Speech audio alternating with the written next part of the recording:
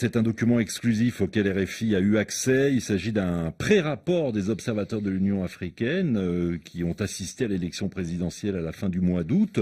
Un rapport de 3 pages, hein, c'est bien ça? Oui, c'est ça. Ils appellent ça en anglais un draft, en fait. Faut pas présenter ça comme la version finale. C'est vraiment un pré-rapport. Donc avant les signatures, mais moi, j'ai pu confirmer que sur le fond, c'était identique au rapport final et que sur la forme il y avait quelques changements, mais j'ai fait quand même confirmer quelques informations assez fortes.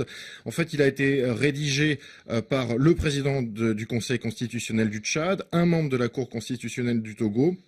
Et ces 2 personnes étaient sous le patronage de Mohamed El Hassem Lebad, qui est un ancien chef de la diplomatie mauritanienne. Donc ces observateurs de l'UA ont assisté en fait à la vérification des procès-verbaux de tout le pays par la Cour constitutionnelle.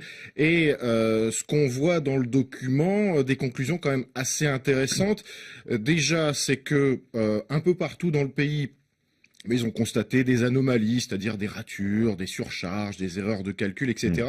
Et ils disent bien que tout cela correspond un peu à ce qu'on voit dans beaucoup d'élections. Ils ne voient pas ça comme quelque chose d'anormal.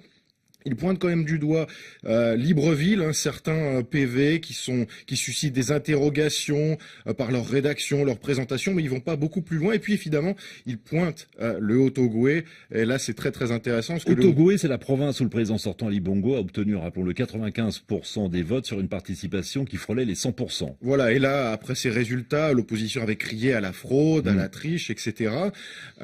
Et dans cette province, les observateurs s'interrogent parce que ces PV sont quasi parfaits, en fait. Ils sont en ordre, parfaitement établis, parfaitement écrits, pas de surcharge, pas d'erreur de calcul. Et je cite là le pré-rapport, ils les décrivent comme invraisemblables. Et voilà, leur lisibilité est si nette que ça suscite des interrogations. Et donc ils vont conclure dans leur pré-rapport qu'il faudrait reporter la proclamation des résultats par la Cour constitutionnelle. Alors, quand notre auditeur, et on le comprend, Ibrahim nous dit, Brian nous dit, mais pourquoi ce rapport ou ce pré-rapport ne sort que maintenant? Faut quand même préciser, Sébastien Nemeth, qu'à aucun moment ce document était censé être rendu public. Absolument, Juan. C'était un document interne de l'Union africaine. Il a été donné qu'à 3 personnes.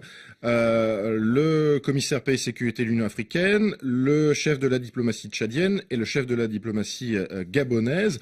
Ce rapport devait servir en fait à clarifier la position de l'Union africaine dans le dossier gabonais, mais en aucun moment il était censé sortir. C'est une fuite, comme on dit communément dans la presse. Maintenant, pourquoi est-ce que il y a eu cette fuite? Moi, personnellement, je n'en sais rien. Et puis, je vais pas m'amuser à faire des suppositions là-dessus parce que ça pourrait exposer, par exemple, ma source. Bien sûr. En tout cas, il devait rester secret. Et voilà, il y a eu cette fuite. Et bon, ça a fait parler, mais pas tant que ça finalement. Et l'Union africaine n'a donc pas réagi. Voilà, moi j'ai contacté l'Union africaine, elle n'a pas répondu à mes questions. Pourquoi? Peut-être parce qu'elle est un peu gênée. Il faut quand même rappeler l'évolution de sa position. Juste après la décision de la Cour constitutionnelle de confirmer la victoire d'Ali Bongo, Idriss Déby a simplement pris acte de la réélection du président gabonais. C'est quand même un terme assez froid.